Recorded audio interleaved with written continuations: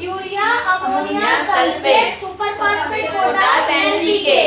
ठीक है, चलो अब देखो बाबू, जैसा मैंने समझा दिया है कि दोनों ही खाद होते हैं वो खेतों में डाले जाते हैं। इनकी कंपैरिजन में ये थोड़ा ज्यादा ताकतवर होते हैं। ठीक है, अब इनके डिफरेंस को भी एक बार समझ लेते हैं। एक तरफ है उर्वरक, दूसरी तरफ है खाद। उर्वरक एक मानव निर्मित लवण है। उर्वरक को किसने बनाया? हमने बनाया। और खाद एक प्राकृतिक पदार्थ है जो गोबर एवं पौधों के अवशेष के विघटन से प्राप्त होता है। यानी गोबर से और जो पेड़ पौधों के सड़ने गलने से उनसे खाद बनाया जाता है। देखो बाबू, क्या किया जाता है ना, जो गोबर होता है उसको पहले एक जगह पे क्या कर दिया जाता है? इकट्ठा कर दिया जाता है। फिर हमारे इन्वायरमेंट के अंदर जितने भी माइक्रो ऑर्गेनिज्म है, गुबरैला हो गया, गुबरैला जानते हो ना, जो गोबर को चालने का काम करता है, वो सब क्या हो जाते हैं उसके अंदर घुस के पूरी तरीके से गोबर को चालना शुरू कर देते हैं। तो जो गोबर का जुत्था एक जगह हम लोग फेंके रहते हैं, कुछ दिन में वो क्या बन जाता है? खाद के तौर पर पूरी तरीके से कन्वर्ट हो जाता है। ठीक है, फिर उसके बाद ढो ढो कर ले जाके हम लोग खेतों में उसको छिड़कना चालू कर देते हैं। अगला देखो, उर्वरक का उत्पादन फैक्ट्रियों में होता है। उर्वरक कहाँ बनता है? फैक्ट्रियों में बनता है। और खाद खेतों में बनाई जाती है। देखो बाबू, खेतों में भी बनाई जाती है, या जहाँ पर लोगों का गौशाला रहता है बगल में, पहले गोबर को क्या कर लेते हैं? इकट्ठा कर लेते हैं। मतलब जहाँ पर भी उनको खाली जगह दिखाई देता वहीं पर ये खाद बनाना चालू कर सकते हैं हम। उर्वरक से मिट्टी को ह्यूमस प्राप्त नहीं होती। अब देखो बाबू, जो फैक्ट्रियों में बनने वाला जो फर्टिलाइजर है, यानी urea ammonia sulphate super phosphate potash NPK, इनके द्वारा मिट्टी में ह्यूमस नहीं बनता है। समझ रहे हो ना? ह्यूमस किससे बनेगा? जब पेड़ पौधों की सड़ी गली पत्तियां होंगी, जब जानवर मर जाते हैं, उनकी डेड बॉडी जब पूरी तरीके से खत्म हो जाती है, फिर वो किस में कन्वर्ट हो जाते हैं? खाद में। तो इस वजह से उर्वरक से ह्यूमस नहीं बनेगा, लेकिन खाद से ह्यूमस जो है वो प्रचुर मात्रा में, यानी बहुत ज्यादा मात्रा में बनकर तैयार होती है। अगला क्या है? उर्वरक में पादप पोषक जैसे कि नाइट्रोजन, फास्फोरस और पोटेशियम प्रचुरता में होते हैं। उर्वरक में कौन कौन है? Urea ammonia sulphate super phosphate potash NPK, ये सारे खादों के नाम हैं। ठीक है, अगला देखो, खाद में पादप पोषक तुलनात्मक रूप से कम होते हैं। अब इधर देखो बाबू, उर्वरक की तुलना में खाद में जो पोषक तत्व होते हैं वो क्या होते हैं? कम होते हैं। यही वो कारण है जिसकी वजह से गमले ए का जो पौधा है वो थोड़ा कम विकसित है, जबकि बी का गमला बहुत ज्यादा और अच्छे तरीके से विकसित है। ठीक है, चलो आगे देखते हैं। अब देखो बाबू, खाद के लाभ। ठीक है, ये जो खाद हम लोग खेतों में डालते हैं, इससे लाभ क्या क्या मिलते हैं वो पढ़ लेते हैं। ठीक है, क्योंकि देखो बाबू, शक्तिशाली तो ज्यादा हमारे उर्वरक है, लेकिन अच्छा ज्यादा कौन है हमारे खेतों के लिए? खाद। हमारी फसलों के लिए भी कौन ज्यादा अच्छा है? खाद। देखो बाबू, उर्वरक जब हम खेतों में मिलाते हैं ना, तो ये सारी जो रसायन प्रक्रिया द्वारा जो खाद बनाए जाते हैं, ये हमारी हेल्थ के लिए बहुत ज्यादा नुकसानदायक होते हैं। आपको पता है? बंद कर दो। ठीक है, तो देखो बाबू, जो ये यूरिया अमोनिया सल्फेट सुपर, ये जब हम खेतों में मिलाते हैं ना, तो मिट्टी में ये मिक्स हो जाते हैं, और मिट्टी में मिक्स होने के बाद ये पोषक तत्व तो भले पौधों को बढ़ाते हैं, इससे पौधा बढ़ जाता है, पौधा अनाज भी बहुत अधिक मात्रा में उगाता है, लेकिन ये हमारी हेल्थ के लिए अच्छा नहीं होता है। आपको पता है, गाय इन्हीं जैसे यूरिया खेतों में छिड़काई कर दी जाती है, जिससे चेरी जानते हो ना, जिसको गाय खाती है, वो ज्यादा से ज्यादा बड़े मतलब घनी मात्रा में खेतों में पैदा हो, है ना? कोई भी चाहेगा भाई फसल हमारे यहाँ क्या हो, अच्छी मात्रा में उगे। तो किसान लोग क्या करते हैं? यूरिया अमोनिया और सल्फेट का क्या करते हैं? खेतों में छिड़काव कर देते हैं। अब इससे क्या होता है? फसल तो अच्छे से उग जाती है, फिर गाय क्या करेगी? इन्हीं चारा को खाएगी जिसके अंदर यूरिया अमोनिया हम लोगों ने मिलाया हुआ है। फिर जब वो दूध बनाएगी ना, तो उस दूध के अंदर यही सारे रसायन उसके दूध में पाए गए हैं गाय के, और उसी को हम क्या करते हैं? पीते हैं। सोचो, इसी वजह से पता है, जिसकी वजह से आजकल के बच्चे बहुत जल्दी बड़े हो रहे हैं। क्लास 6 में पढ़ते नहीं उनको मूछें आने लग रही हैं, क्लास 6 में होते नहीं बच्चे धीरे धीरे यंग दिखने लग रहे हैं। पहले आप लोगों को पता है, पापा लोगों की फोटो देखो ना, जब उनकी शादी हो रही होगी, शादी का एल्बम होगा, तब उनकी हल्की हल्की मूछें होंगी, वो थोड़े थोड़े यंग दिख रहे होंगे। और आज के समय में आप क्लास 6 7 के हमारे बच्चे यंग होने लगे हैं। ये किस वजह से? खान पान की वजह से। क्लाइमेट इतना गर्म होता जा रहा है, उसकी वजह से। अब देखो, एक पौधे को बढ़ने के लिए खाद दिया गया, अब वो खाद मतलब हाँ, अब वो पौधा बड़ा हुआ, मतलब समझो घास ही हमने खेत में उगाया, उस घास में क्या डाला गया? खाद डाला गया। घास को किसने खाया? गाय ने, उसके शरीर में चला गया। अब गाय का दूध कौन पिएगा? हाँ, अब वो किसके बॉडी में जाएगा, हमारे। तो हम भी क्या करेंगे, अपनी उम्र से जल्दी ग्रो करेंगे। आ रही बात समझ में। इस वजह से अब कोई भी चीज खाने पीने जैसी नहीं रहेगी, लेकिन अब क्या करें, इंसान की मजबूरी है, खाना पीना हो गया है। ठीक है, चलो आगे देखो। इसी वजह से न्यू एनसीईआरटी में देखो पीरियड चैप्टर जो पहले 8th स्टैंडर्ड में था वो अभी 7th में ही इम्प्लीमेंट कर दिया गया। तो बहुत सारी चीजें जो क्या हो रही हैं, चेंज हो रही हैं समय के दौरान। ठीक है, चलो आगे देखते हैं बाबू। बेटा बात नहीं करो, ठीक है। चलो अब देखो बाबू, खाद से लाभ क्या क्या होता है वो देख लेते हैं। इससे मिट्टी की जल धारण क्षमता में वृद्धि होती है। देखो बाबू, जब हम खेतों में खाद मिलाते हैं ना, तो जो हमारी मिट्टी होती है वो पानी को ज्यादा से ज्यादा क्या कर पाती है, ऑब्जर्व कर पाती है। जबकि उर्वरक का जब हम खेतों में डालते हैं तो इससे मिट्टी के जल को ग्रहण करने की क्षमता में वृद्धि नहीं होती है। इससे मिट्टी भुरभुरी और संरंध्र हो जाती है। जब खाद मिलाते हैं तो मिट्टी कैसी हो जाती है, भुरभुरी हो जाती है। और मिट्टी के भुरभुरी होने से जो पौधे होते हैं वो प्रॉपर तरीके से गैस लेना हो या छोड़ना हो वो प्रॉपर तरीके से कर पाते हैं।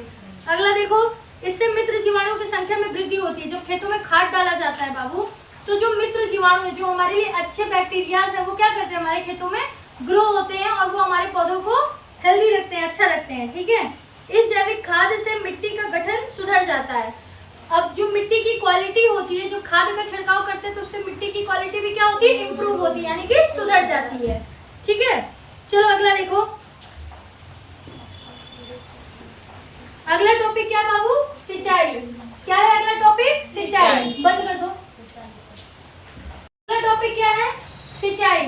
क्या है अगला टॉपिक, सिंचाई।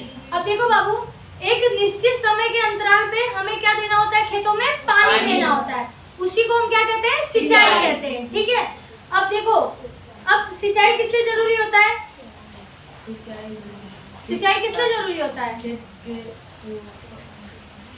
बोलो बोलो, जो मन में आए बोलो, कोई दिक्कत नहीं, बोलो तो। हाँ देखो बाबू, जैसे हमें खुद की वृद्धि के लिए, खुद को जीवित रखने के लिए पानी की आवश्यकता होती है, वैसे ही पौधों को भी खुद को जीवित रखने के लिए और उनकी वृद्धि के लिए किसकी जरूरत होती है, पानी की जरूरत होती है। ठीक है, अब देखो बाबू, सिंचाई के कई स्रोत हैं जिससे हम लोग खेतों की क्या करते हैं, सिंचाई करते हैं। जैसे कुएं का इस्तेमाल करते हैं सिंचाई करने के लिए, जलकूप का इस्तेमाल करते हैं सिंचाई करने के लिए, तालाब, झील, नदियां, बांध, नहर, इन सभी का इस्तेमाल क्या करते हैं हम लोग, खेतों की सिंचाई करने के लिए। सिंचाई के पारंपरिक तरीके, अब इसमें कुछ तरीके दिए गए हैं जिनके द्वारा आप लोगों ने देखा होगा खेतों की सिंचाई होते हुए। आज के समय में देखो क्या है बाबू, हेड पंप है, मोटर है, उसके द्वारा पानी को खींचकर खेतों की सिंचाई कर दी जाती है। लेकिन एक समय था जिसमें ये पारंपरिक तरीका आप देख रहे हो, इसके द्वारा क्या की जाती थी, खेतों की सिंचाई की जाती थी। जिसमें सबसे पहले क्या दिखाया गया, मोट। क्या दिखाया गया, मोट। मोट कैसे काम करता दिखाई दिया बाबू, एक व्हील लगा हुआ है जिसमें एक पलटी बांध दी जाती थी, वो नीचे से जब पानी ऊपर लाता था तो किसान क्या करता था, धार बना देता था खेतों में और पानी गिराता था, जिससे खेतों में पूरी तरीके से पानी पहुंच जाता था। ठीक है, अब ये जो अगला क्या है, मोट के बाद बाबू चेन पंप। चेन पंप दिखाई दे रहा है आपको, इसमें व्हील के साथ ही बल्टी को क्या कर दिया जाता था, बांध दिया जाता था। जब व्हील नीचे जाता था तो पानी को उठाता था, हिमांशु, जब व्हील को, बल्टी को व्हील के साथ बांध दिया जाता था, जब व्हील नीचे जाता था तो बल्टी के साथ वो क्या करता था, पानी को उठाता था और ऊपर लाके क्या कर देता था, गिरा देता था। ये देख रहे हो, इस तरफ लाके गिरा देता था, इस तरफ से उठाता था और पूरा धार खेतों की तरफ क्या कर दिया जाता था, छोड़ दिया जाता था, जिससे खेतों में पूरी तरीके से पानी पहुंचता था। अगला, आप लोगों ने सीसा देखा है ना बच्चों, गार्डन में जब आप बैठते हो तो एक उड़ जाता है, एक उड़ता है तो एक बैठ जाता है, इसको कहते हैं ढेकली। क्या कहते हैं, ढेकली।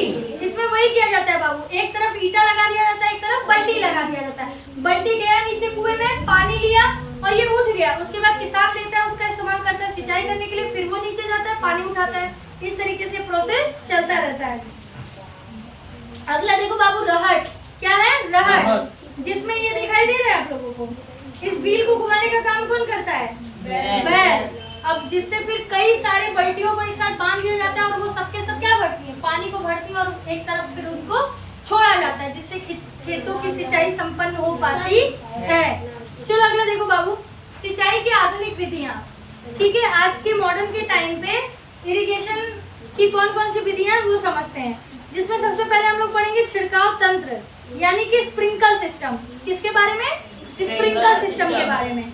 अब देखो बाबू, जैसा नाम वैसा काम। स्प्रिंकल सिस्टम क्या करता है? पानी को फुहारों की तरह पूरे खेतों में छिड़कने का काम करता है। ज्यादातर स्प्रिंकल सिस्टम का कहाँ पर इस्तेमाल किया जाता है? जैसे बागवानी, चाय की पत्ती की बागान होते हैं ना, वहां पर इन पानियों को छिड़कने के लिए स्प्रिंकल सिस्टम का इस्तेमाल किया जाता है, जिससे सारे पौधों पे एक साथ क्या हो सके, पानी जो है वो फुहारे की तरह बरस सके। ठीक है, चलो अगला देखो। अगला क्या है बाबू? ड्रिप तंत्र। क्या है? ड्रिप सिस्टम यानी कि ड्रिप तंत्र। इसमें क्या होता है बाबू? बूंद दर बूंद जो पानी होता है वो सीधा पौधों की कहाँ जाता है? जड़ों में जाता है। कहाँ जाता है? पौधों की जड़ों में। पूरे खेतों में क्या किया जाता है बाबू? ऐसे पाइप जैसा बिछा दिया जाता है, फिर उनमें छोटे छोटे छेद कर दिए जाते हैं, और वो पानी की जो बूंदें होती है वो धीरे धीरे करके छूती है और सीधा कहाँ चली जाती है? पौधों की जड़ों में। इससे पानी की क्या होती है? बचत होती है। जो पानी वेस्ट होता है, आधा इधर बहता है, आधा उधर जाता है, उधर जाता है, ये रीच के पानी सीधा कहाँ जाता है? पौधों की जड़ों में। इससे पानी की बचत करते हैं और ये सबसे उपयोगी तरीका है खेतों की सिंचाई करने का। ठीक है,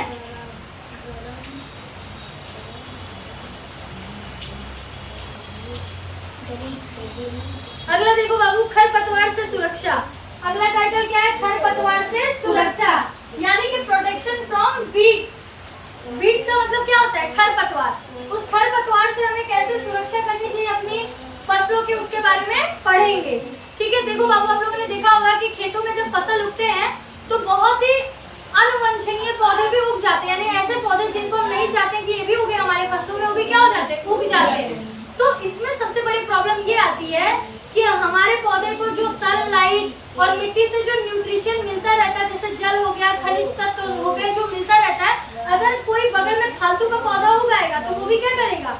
उन चीजों की मांग करेगा, तो उसको भी सनलाइट मिले और सॉइल से उसको खनिज, पानी, सारी चीजें क्या मिले, तो दोनों के बीच में क्या हो जाएगा? कंपटीशन हो जाएगा। ये वाला बोलेगा कि सारा का सारा मैं लूंगा, ये वाला बोलेगा कि मैं लूंगा। ऐसे में क्या हो सकता है कि जो पोषक तत्व थे उनका बंटवारा होने की वजह से जिन पौधों को हमने बोया है वो क्या हो सकते हैं? कम ग्रो कर सकते हैं, अनहेल्दी हो सकते हैं, है ना। तो ऐसे में हमें क्या चाहिए कि जो फालतू के पौधे हमारे खेतों में उग आते हैं उनको समय समय पर निकाल कर फेंक देना चाहिए, जिससे हमारे पौधों को जिनकी हमें जरूरत है उनको प्रॉपर तरीके से सनलाइट मिल सके, है ना, हवा, पानी, खनिज तत्व है जो है वो पूरी तरीके से मिल सके। ठीक है, अब देखो बाबू, इन अनवांछनीय पौधों को निकालने के लिए हम क्या करेंगे? तो देखो बाबू, अगर खेत थोड़ा छोटा है या खुद इंसान खाली है तो क्या करेगा? दिन भर घूम पे लेकर इन वेस्ट पौधों को खेतों से बाहर निकाल कर फेंक देगा। लेकिन अगर बहुत बड़े पैमाने पर हमने खेती की है तो एक और तरीका है जिनसे हम इन पौधों से क्या कर सकते हैं? छुटकारा पा सकते हैं। क्या करेंगे? हम छिड़काव करेंगे। क्या करेंगे? छिड़काव। कैसा छिड़काव?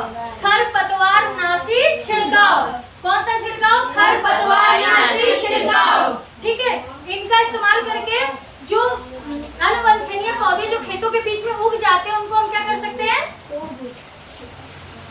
उनको हम पूरी तरीके से जला सकते हैं, पूरी तरीके से डिस्ट्रॉय कर सकते हैं। ठीक है, होता क्या बाबू? केमिकल का घोल बनाया जाता है, ठीक है, और जो छिड़कने वाला इंसान होता है वो पूरे खेत में घूम घूम कर छिड़कता है, और जो अनवांछनीय पौधे होते हैं यानी अनवांटेड जो प्लांट्स होते हैं वो जब इनका छिड़काव किया जाता है तो वो क्या हो जाते हैं? मर जाते हैं। ठीक है, अब सबसे बड़ी बात ये बाबू कि यहाँ पर ऑब्जर्व करना चाहिए कि एक छिड़काव करने से जो पौधे पूरी तरीके से नष्ट हो जाते हैं, तो क्या जो छिड़काव करने वाला इंसान होता होगा वो सांस ले रहा है उसी केमिकल के बीच में, तो क्या उसको नुकसान नहीं पहुंचाता होगा? हाँ, उसको नुकसान ये केमिकल्स पहुंचाते हैं। तो ऐसे में क्या करना होता है? उसको अपना नाक, मुंह, ये सब क्या करना चाहिए? कवर करके तब खेत में जाना चाहिए, जिससे उसको कोई भी नुकसान ना पहुंचे।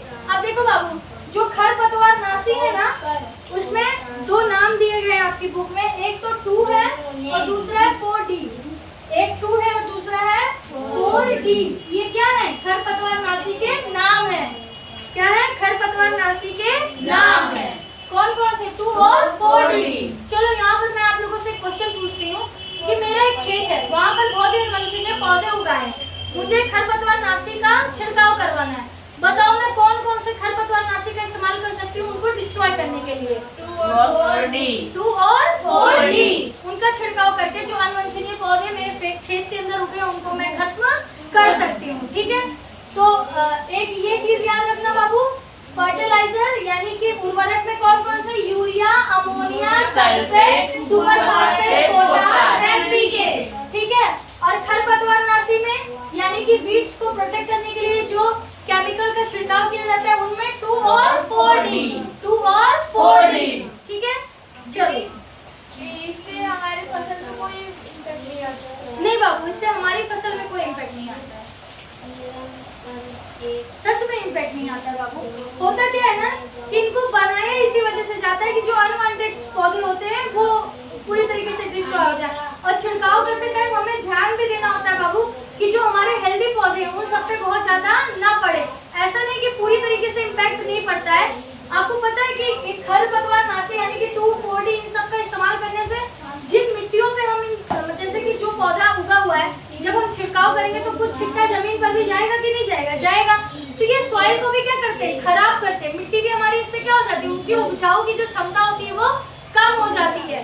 तो छिड़काव करते समय थोड़ा ध्यान देना होता है बाबू, लेकिन ऐसा नहीं कि अब आप खुद सोचो ना, एक बहुत बड़ा सा खेत है, विजुअलाइज करो जहाँ पर मैंने गेहूं की खेती की है, ठीक है, फसल उगाए हैं गेहूं के, उसमें बहुत सारे अनवांटेड पौधे भी उगाए हैं। तो अगर ऐसा होता तो मेरे जो असली पौधे हैं, जो गेहूं के प्लांट है, वो भी नहीं मुरझा जाते।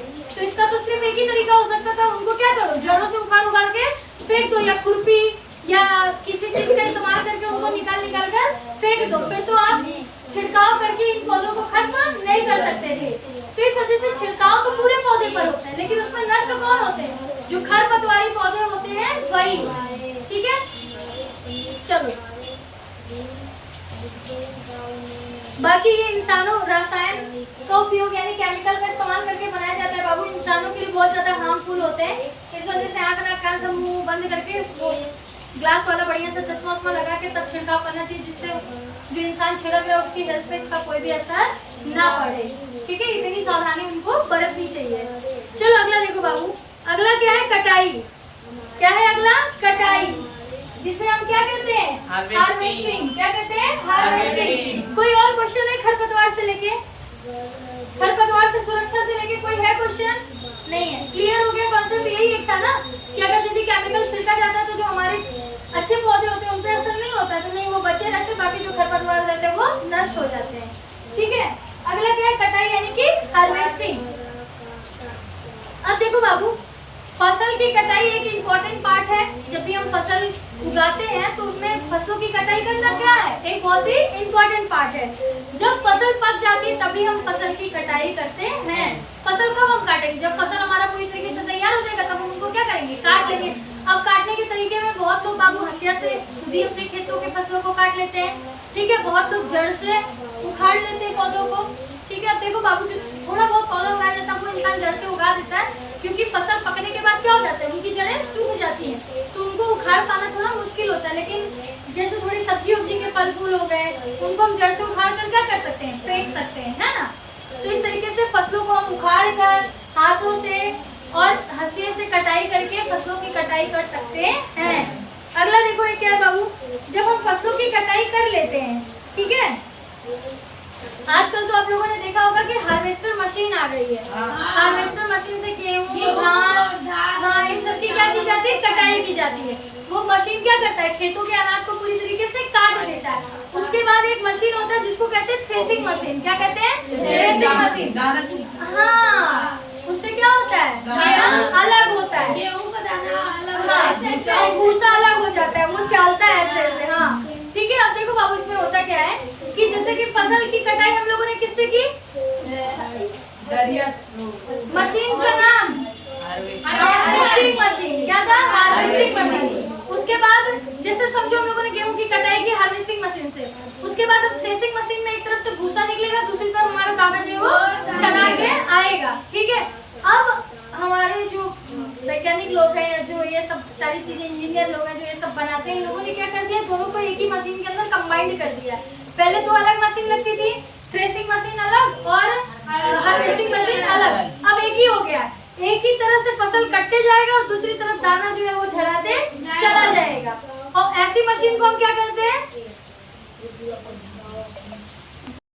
तो अब आज के समय में क्या हो गया बाबू, दोनों चीजें कंबाइंड हो गई है। थ्रेशिंग मशीन और हार्वेस्टिंग मशीन क्या हो गई, एक ही हो गई।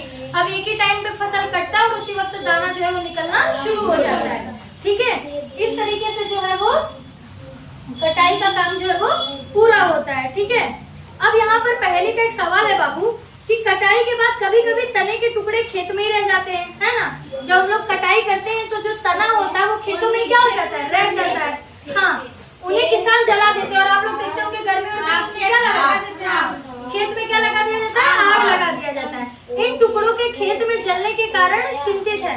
अब पहले ये इस बात को लेकर चिंतित है कि वो जो टुकड़े वो खेतों में क्या होते हैं, जलते हैं। वह जानती है कि इससे प्रदूषण होता है और जब कोई चीज जलाई जाती है, जब उसमें से जो धुआं निकलेगा वो उससे क्या फैलेगा, प्रदूषण फैलेगा। इससे खेत में पड़ी फसल में आग लगने का खतरा भी है। और कभी कभी जैसे गर्मियों में मैंने गेहूं के खेतों की जो डंडियां जलाई जाती है बाबू, तो सब सारी लकड़ी के तने सूखे रहते हैं, तो एक से एक पकड़ के आग लगने का भी क्या रहता है, डर रहता है। ठीक है, तो ऐसे में क्या कर सकते हो आप, फिर कोई उपाय है? बिल्कुल है, डंडी को क्या कर दो, कटवा कर खेत में अलग से ला के रख दो, है ना। उसका भूसा बनवा दो या किसी को बेच दो। जो मवेशियों को पालते हो, जो गाय भैंस बकरी को पालते हो, वो बाद में उनको क्या कर सकते हैं, खिला सकते हैं। तो इससे आप जलाओगे भी नहीं और किसी के लिए ये सारी चीजें उपयोगी भी हो जाएंगी, है ना। चलो अगला देखो बाबू,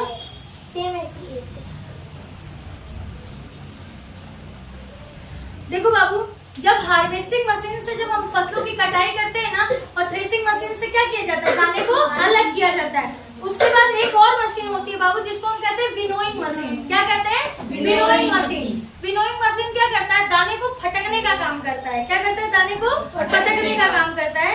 इससे जो अच्छा दाना होता है एक तरफ हो जाता है और जो भूसा फूसा जो डंडी पंडी रहती है, जो छोटी छोटी डंडियां नहीं होती, वो अलग हो जाती है। उसी को हम क्या कहते हैं, विनोइंग मशीन। क्या कहते हैं, विनोइंग मशीन।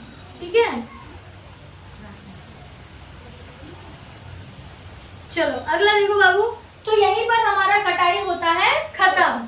ठीक है, अगला देखो बाबू, अब एक छोटा सा कॉन्सेप्ट बाबू बता देते हैं। देखो बाबू, भारत में जब किसानों के यहाँ जब फसलों की कटाई होती है ना, तो हम लोग उसे बहुत एक फेस्टिवल की तरह सेलिब्रेट करते हैं। आप लोगों ने देखा होगा कि गांव में जब अनाज कट्टर आता है, घर के अंदर जब रखा जाता है, तो सब जब अच्छा उत्पादन होता है तो घर में सब कितने खुश होते हैं कि इस बार खेती बहुत अच्छी हुई है। तो घर में पता है क्या किया जाता है बाबू, एक प्रोग्राम रखा जाता है। उस प्रोग्राम के द्वारा क्या किया जाता है, घर में अच्छे अच्छे पूरे पकवान बनते हैं, पूरी सब्जी खीर, हाँ ढोल बजाते हैं, गाते वाते। कहीं कहीं पर प्रोग्राम थोड़ा बड़ा कर लेते हैं। कुछ लोगों के यहाँ आपस में पूरी फैमिली मिलकर अच्छे से खाते पीते हैं और एंजॉय करते हैं। इनमें से कितने लोगों ने हैं, कितने बच्चे हैं जिन्होंने ये कटाई वाला जो पर्व है वो सेलिब्रेट किया है? अभी करके आया था। अब करके आए हो? मैंने किया हुआ है। पता है क्या होता है, खूब अच्छे से प्रॉपर हमारे यहाँ का जो ट्रेडिशनल फूड होता है, पूरी सब्जी खीर और कुछ गांव की और एक दो ट्रेडिशनल चीजें, वो सारी बनेंगी। बनने के बाद शाम को सब लोग खाएंगे और उसके बाद जितने भी घर के बड़े लोग होते हैं, छोटे बच्चे जो घर के होते हैं, उन बड़े लोगों के पास जाएंगे, उनका पैर छुएंगे, आशीर्वाद लेंगे। इस तरीके से होता है पूरी तरीके से। ये एक्चुअल में मैंने ये सेलिब्रेट किया हुआ है, ठीक है, जिसमें बाबू बातें नहीं करो। दिव्यांशु जा रहे हो आप भी? जाओ चले जाओ, ठीक है, कोई नहीं चलेगा, ठीक है चलने दो। आगे देखो बाबू, तो कटाई के दौरान हम लोग कौन कौन सा त्योहार मनाते हैं? पोंगल का, बैसाखी का, होली, दिवाली, नवन्या, ये सारे त्योहार क्या किए जाते हैं? मनाए जाते हैं। अरे कोई बात नहीं, ठीक है, लाइव क्लास है तो थोड़ा बहुत ये सब होता रहेगा। कोई नहीं, आराम से जाओ बाबू, बारिश का महीना पैर फिसल सकता है, ठीक है। अरे गिर जाता है, हंस क्यों रहे हो? दांत चिचोड़ रहे हो? मैं भी तो खुद भी तो हो सकते थे उस कंडीशन पे। आज इस टपका की कहानी आप लोग सुने हो बचपन में? टपका का डर टाइटल ये है उस स्टोरी का। आज मेरे को वही ख्याल आ रहे हैं। मेरी पुक जिसे मैंने इतने सालों से बचा के रखी, पूरी खराब कर दे रही है पूरा टपका। चलो बाबू आगे देखते हैं, बस खत्म होने वाला चैप्टर। हाँ, टपका से दादी जो आगे बताएंगे फिर कभी स्टोरी, वो सब छोड़ो, टपका का डर ही रह जाएगा। चलो आगे देखो बाबू, कटाई के लिए हम लोग कौन कौन सा त्योहार मनाते हैं? होली, दिवाली, नवन्या, पोंगल, बैसाखी, ये सब कौन सा त्योहार है? फसल कटने के बाद वाले त्योहार है। चलो तो यहाँ पर होता है हमारी कटाई खत्म। अब हमारे घर क्या आ चुका है? फसल आ चुका है, ठीक है। खेत से काट वाट के हम लोग क्या कर दिए? अनाज लेकर आ गए। अब क्या प्रोसेस करना है हमें? अनाज के भंडारण का, यानी कि अनाज को हम क्या करना है, स्टोरेज में रखना है। गांव में मिट्टी की बनी बनी ढेरी वेरी होती है, दादी वादी कुछ महीने 2 महीने तक के अनाज किसी रूम में क्या कर दिया जाता है, रख दिया जाता है। देखो बाबू, जब फसल जो अनाज हमारा होता है जब खेतों से कटकर आता है तो उसमें थोड़ी बहुत नमी रह जाती है, इसलिए आप लोग देखते होंगे कि गेहूं को महीने 1.5 महीने के लिए रूम में ऐसे ही छोड़ दिया जाता है, गरम गरम हवा आती है, उन दानों को क्या करती है, पूरी तरीके से सुखा देती है, जो थोड़ी बहुत नमी रहती है वो भी क्या हो जाए, सूख जाए। उसके बाद फिर हम उसको क्या करते हैं, स्टोरेज करते हुए। आप लोगों ने घर में ही देखा होगा, बोरिया 2 बोरिया अनाज को मम्मी लोग स्टोरेज करने के लिए उसमें माचिस की तिल्ली या फिर नीम की पत्तियां है ना, इन सब चीजों को डालकर वो लोग क्या करती है, अनाज को स्टोर करती हैं। गांव में जब ज्यादा अनाज को स्टोर करना होता है तो ढेरी मिट्टी की रहती है, आजकल तो स्टील और टीने वीने की ढेरी आ गई है, उसमें क्या किया जाता है, अनाज को स्टोर करके रख दिया जाता है। हाँ, क्या, अच्छा, हमारे यहाँ डेहरी बोलते हैं बाबू, इसीलिए बात में थोड़ा सा हो गया, ये लोग कुछ और बोल रहे हैं, हमारे यहाँ बोलते हैं। अच्छा अच्छा, ऐसा है, हमारे डेहरी बोलते हैं, मिट्टी की जो होती है ना, हमारे यहाँ उसको डेहरी बोलते हैं। स्टील को भी कुठला बोलते हैं। हाँ, स्टील का हमारे यहाँ शायद वो टीना उना बोलते हैं, जो नीचे से खोलते हैं गेहूं। हाँ, बस वही चीज। तो ऐसे करके उसको क्या किया जाता है, अनाज का भंडारण किया जाता है। ठीक है, अब देखो बाबू, अभी ये तो हम लोगों ने अपने अपने घर का पढ़ लिया कि अगर थोड़ा अनाज रहता है तो ये कैसे मम्मा लोग रखती हैं, जब ज्यादा अनाज कट के खेत से आता है तो वो कैसे स्टोर किया जाता है। अब देखो बाबू, अब पूरे देश को अनाज जो है वो पूरे प्रॉपर तरीके से मिल सके, किसान बड़े बड़े पैमाने पर खेती करते हैं, अनाज को उगाते हैं, तो उन अनाज को पूरा किसान महीने, तो देखो बाबू, जैसे अभी अगर गेहूं की मैंने कटाई की ना, अगर मैं बेचने जाऊंगा तो गेहूं का दाम मुझे अच्छे से नहीं मिलेगा, तो उसके लिए क्या करना होता है कि महीने 3-4 महीने के लिए मैं उसको अगर संभाल के रख दूंगा, फिर ठंडी तक अगर मैं गेहूं बेचूंगा तो मुझे गेहूं के दाम जो है वो अच्छे से मिल पाएंगे, और पूरे साल भर पूरी जनता को अच्छे से अनाज जो है वो मिल सके, इसकी वजह से उसका क्या किया जाता है, भंडारण किया जाता है। तो पूरे देश को जितनी यहाँ की जनता उनको प्रॉपर तरीके से अनाज मिल सके, इस वजह से ज्यादा अनाज को क्या किया जाता है, स्टोर किया जाता है। तो कहाँ पर स्टोर किया जाता है, साइलों में स्टोर किया जाता है। कहाँ स्टोर किया जाता है, साइलों में। कहाँ पर, साइलों में। ये फोटो में आप लोग देख रहे हो, बड़ी बड़ी अनाज को स्टोर करने के ऐसे टैंकर जैसे है, दिखाई दे रहा है ना, इसी को क्या कहते हैं, साइलो। क्या कहते हैं, साइलो। हाँ बाबू, बड़ा बड़ा दिखाई दे रहा हो ना, इसी में क्या होता है, जैसे जो लोग अनाज बेचते हैं तो जो खरीद करके इन लोगों को जैसे जमा करते हैं, जो जब महंगा दाम होगा तब बेचेंगे, इस वजह से भी कुछ किसान लोग खुद का ही अनाज यहाँ पर रखा देते हैं कि जब दाम महंगा होगा तब बेचेंगे। ठीक है, और सरकारी दामों पर भी अनाजों को खरीदा जाता है ना, तो सरकारी अनाज जानते हो ना कितना होता है, बहुत ज्यादा होता है, उनको भी स्टोर करने के लिए इन सब जगह पर रख दिया जाता है, जिससे आप लोग को पता होगा वो बढ़ता है राशन ना। हाँ, तो फिर आप जब स्टोर करके कहीं पर नहीं रखोगे, वैसे तो गोदाम में रख दिया जाता है। ठीक है, पर थोड़ा और व्यवस्थित तरीके से बेचने के लिए, सब करने के लिए क्या किया जाता है,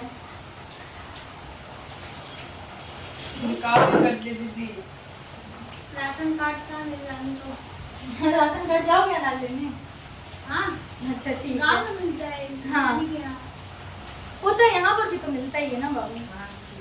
ठीक है, तो इस वजह से जब अनाज को बड़े पैमाने पे भंडारण करना होता है तो कहाँ पर किया जाता है, साइलों में। ठीक है, और कई रीजन है वो मैंने बता दिया है, जब किसान को बड़े महंगे दामों में अनाज बेचना होता है तब वो स्टोर कर देता है। ठीक है, या सरकारी जो अनाज होते हैं अगर उनको गोदाम में रख दिया जाता है, या कभी कभी साइलों में भी रखवा दिया जाता है। ठीक है, तो क्योंकि टाइम पर पूरे देश को प्रॉपर तरीके से अनाज का वितरण हो सके, डिस्ट्रीब्यूशन हो सके, इस वजह से साइलो जैसी बड़े कंटेनर में अनाज को जमा करके रखा जाता है।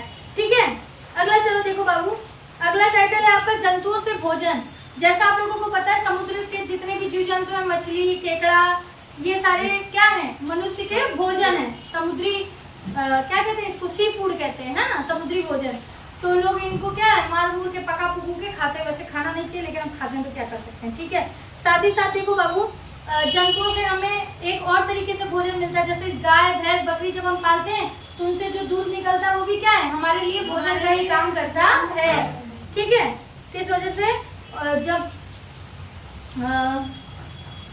जब हम बड़े पैमाने पर पशुओं को पालते हैं तो वो क्या कहलाता है? पशुपालन कहलाता है। बड़े पैमाने पर पशुओं को पालना क्या कहलाता है? पशुपालन। यहीं पर आपका चैप्टर होता है खत्म बाबू। अब देखो, जो मछली होती है स्वास्थ्य के लिए बहुत हेल्दी होती है। अब मेरा कहना ये खाना नहीं चाहिए, लेकिन अब ठीक है, साइंस कहता है खाना चाहिए तो खाओ, क्योंकि इसमें विटामिन डी होता है और मछली का जो कार्ड लीवर होता है वहाँ से जो तेल निकलता है वो भी बहुत अच्छा होता है। मतलब मछली के कॉड लीवर में ही क्या पाया जाता है? विटामिन डी पाया जाता है, इसलिए मछली वछली खाना चाहिए, अंडा खाना चाहिए। खाइए आप लोग, ठीक है। चैप्टर होता है आप लोगों का यहीं पर खत्म।